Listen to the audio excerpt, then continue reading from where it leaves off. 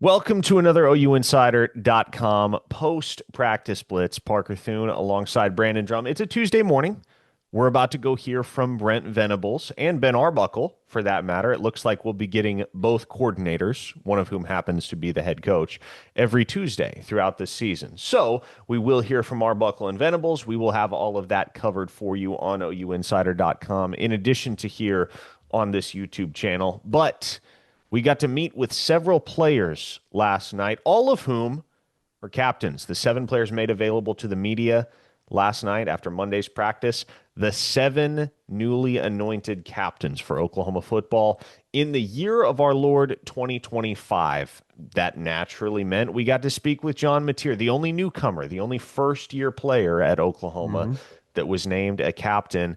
And notably, Brandon, Mateer did shout out a couple of seniors from this offense. Now, there are 5 defensive captains, 2 offensive captains, Mateer and Troy Everett. But Mateer shouted out a couple of seniors on the offensive side of the ball that maybe aren't getting talked about quite as much as they should be. Yeah, he's a really good receiver, really good player. We spent a lot of time together watching film and getting extra routes. That's what we were doing. That's why I was late, sorry. But spending time with him and the other receivers. And he's done a great job with his body and his mind. And I'm really proud of him. Like, I believe in him. And Sooner Nation should be excited. John, we saw Jaren Kanick was named the number 1 tight end today. Just how impressive you've been from him, and especially knowing that he's a linebacker just a couple months ago. Yeah, I mean, from the start, from January, he's been in the building. Coaches say more than me, you know, and I'll be honest, I hate that, but it's true. Like, he was in here watching film, watching tape, rolling out, doing everything he could, and he's getting out what he put in. So I'm real proud of him and real excited for him. Now, we only saw 5 games of Deion Burks last year. When he was healthy, he made plays, caught 3 touchdown passes in the opener against Temple. And okay, it's Temple. Be that as it may, Deion Burks, even when you go back to what he put on tape during his time at Purdue, he can play ball. And then Jaren Kanick, I don't know, Brandon. It kind of feels like it was a no-win situation for Oklahoma with that first depth chart. No matter who was first team at tight end, there were going to be plenty of complaints about who it was. But the fact that Jaren Kanick, in his very first year of playing offense since high school, breaks camp as Oklahoma's starter at tight end, if nothing else, what that tells you is that everything he's been cracked up to be as an athlete has translated pretty seamlessly to the offensive side. He was a dog on offense. He's one of the fastest players on the team. I think people forget that. Like, he is a 4.4, 4.5 guy. He is one of the fastest players, pound for pound, one of the fastest players. So if you're talking about a guy that's 230 pounds and is running a sub 4.6, maybe in the 4.4s, he was a 4.4 guy whenever he first showed up to Oklahoma. Some people said he was in the 4.3s. I don't know if I'll ever believe that, but he's fast. We know that. He's super athletic. I don't know why this is surprising. It shouldn't be. Rest in peace, Austin Box, but that's who I always kind of akin him to, just because, and kind of compare him to because of what they did in high school. Austin Box was a safety slash quarterback in high school. Similarly, so was Jaren Kanick. And that's how they played. They play fast. They play athletic.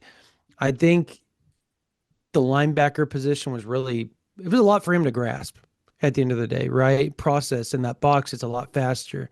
I think going to offense, his mentality, how hard he's been working. I think John Mateer said that he was in the room, he was in the film room more than he was. He stayed at the Switzer Center more than he does. Yep. I mean, that's huge. I don't know why this is shocking. I don't know why it's a big deal. One of the most athletic guys moves over to the offensive side of the ball, and we're surprised and going to throw shade at Joe John Finley that he's the starter. That I think we all thought he was going to be the starter when he moved over. Did we not? Like, that was kind of the thought process we all went into when they said Jaren Kanick's moving to tight end, H-back tight end. That's what he fits if you're going to move to the offensive side of the ball. So why not? I think it's a great fit. He's got good hands, all that. I love it. I can't wait to see what he does, honestly. The one thing that you can say objectively about Jaren Kanick relative to the other tight ends in the group, all respect to them, he's easily the most athletic. And so, by far. regardless of who had broken camp as Oklahoma's starting tight end, there would have been complaints. If not Kanick, if it was Will Huggins, it's, oh, great, a D2 transfer, that's the best option. If it's Carson Kent, it's, oh, great, a Kennesaw State guy, that's the best option. If it's Caden Helms, seriously, a guy with a broken hand is our best option at tight end. If it's Cade Hmm. McIntyre, oh, phenomenal. Somebody with one career catch.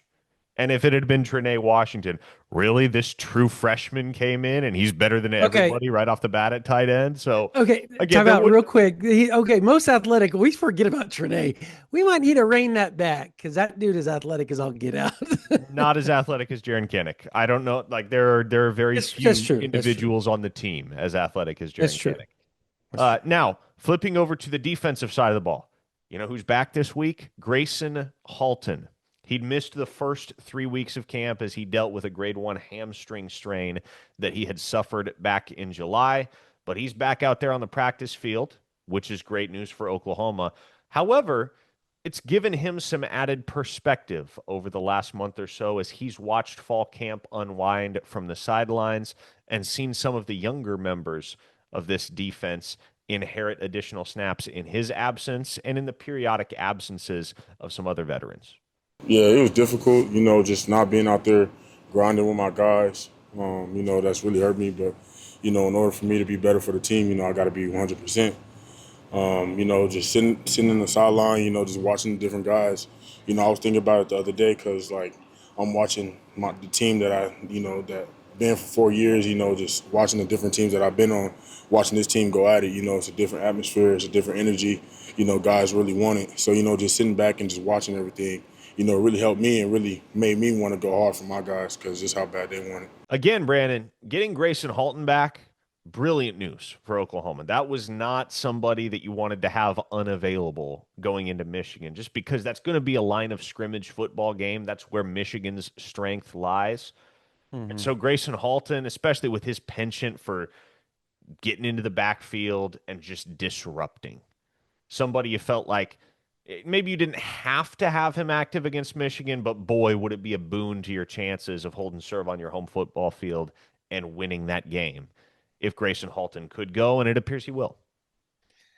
Yeah, he's arguably, I don't know if it's arguably, no, he is one of the best pass rushing defensive tackles in all of college football. So anytime you've got a chance to get somebody that's like that back, that's a big, big deal. After what he did last year, I mean, I had him on my top 8 defensive tackles in the SEC. So, I mean, I think you and I both did, as a matter of fact. He is a huge, huge boon, as you put it. And look, you can't undervalue his experience, the fact that he's a senior, his leadership on the field in a game like Michigan, you know, and the fact that you're getting him back, what, this week as well? I think that's huge because now he gets this week underneath his belt. He gets a game underneath his belt going into the Michigan. That's added experience. He's out there with the guys. He's out there. Now he knows how they're going to react. They kind of can, fill out each other during this Illinois State game, get some of the kinks out and see where it goes from there. But I just, this defensive tackle room's insane. Hmm. They talked up David Stone a bunch. Everybody did. And so it's straight down to Troy Everett. So I think it's just this defense tackle room is hugely, hugely deep. And Grayson Halton is, I mean, is he the leader? Probably outside of Dominic Williams. I don't think it's a question. And you need him on the field. So that's big, huge. And you probably don't see a ton of Grayson Halton against Illinois State. The same could be said for a lot of Oklahoma's top Yeah. contributors, both on offense and defense. Look, if this game goes according to plan, if it's scripted the way you'd figure a home date, a bye game against an FCS opponent is scripted, it's probably like 25 snaps for Grayson Halton. But those 25 snaps they'll go a long way towards getting him Huge. ready for the challenge that lies ahead in week 2 against Michigan, especially with how much of camp he missed. Now, all of that brings us to expectations for the defense. We have expectations. The national media has expectations. What are the expectations within the building? Well, Let's let Robert Spears Jennings answer that question. Especially with our 22 class, I feel like we all sat down. So I feel like this year should be like a top 5 year for us because we all know what to do. There's nobody on our defense that doesn't know what to do. We shouldn't have no busts, no games, and we have that gel because we all been with each other for like 4 years, 3 years.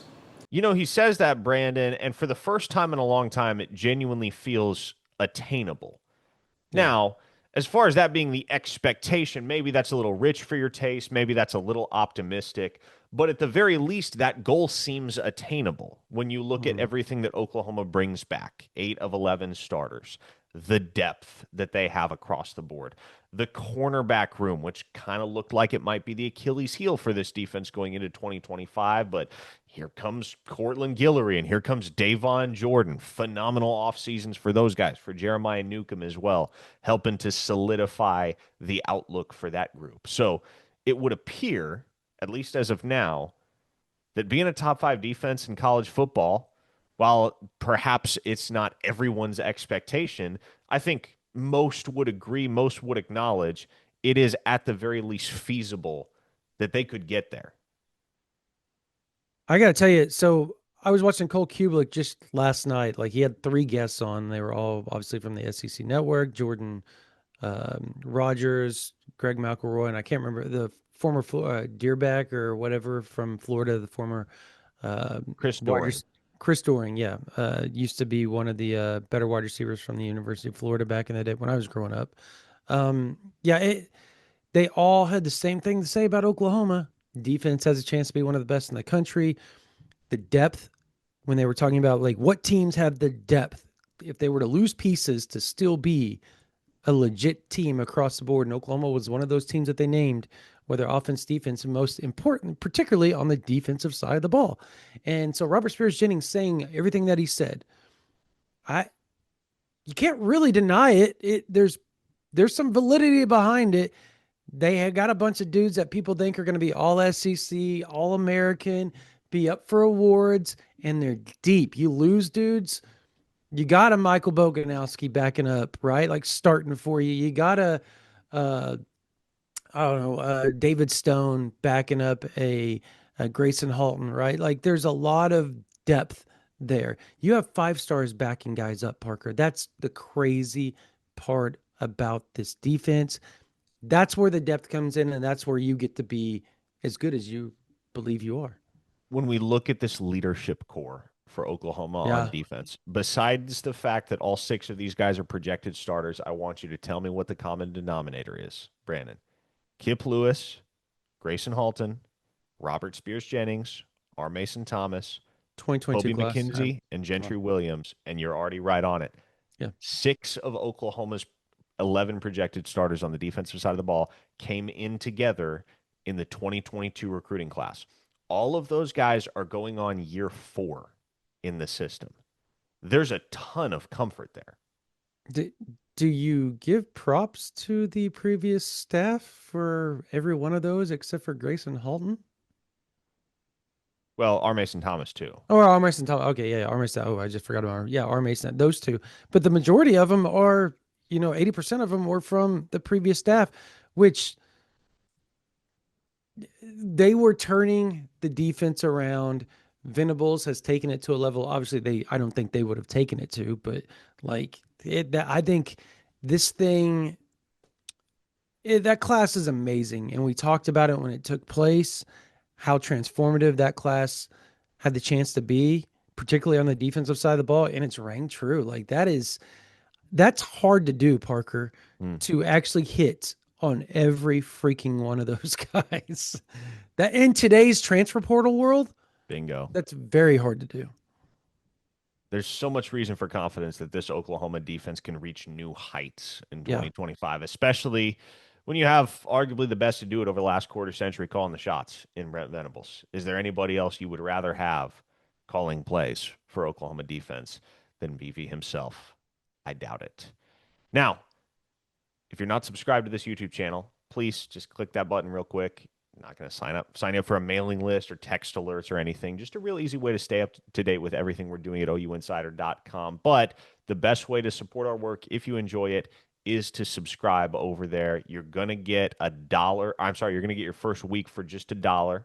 Try us out for a week. You don't like it, you don't have to stick around. No hard feelings. We think you will like it. Now, a bonus that rolls into your subscription here, assuming you sign up within the foreseeable future, because this will cease to be a bonus at a certain point, but you get access to The Athletic with your subscription. Sign up today. You will not only get access to OUinsider.com and all of the fine content we're kicking out and feeding Sooner fans over there, but you'll get access to The Athletic as well. Moreover, if you're a teacher or if you're a college student, send us an email at ouinsider@rivals.com from your EDU account. You send us an email, you let us know you're a teacher or you're a college student. Here's my EDU account. I want to sign up for ouinsider.com. We will send you a custom promo code that will get you your first 3 months for $1 a piece. So you will only pay $1 a month for your first 3 months of ouinsider.com. That's a deal that we cut to all of our teachers and all the college students out there that are just trying to make ends meet. It's a very financially unsettling time in life. We've all been there. And so we want to make that a little bit easier for college students to be able to get their OU fix amidst it all, especially during the football season. So for Brandon Drum, I am Parker Thune. We will have much more coverage to come throughout the week as we tick down to Oklahoma's opener on August 30th this Saturday against Illinois State. Everybody take it easy.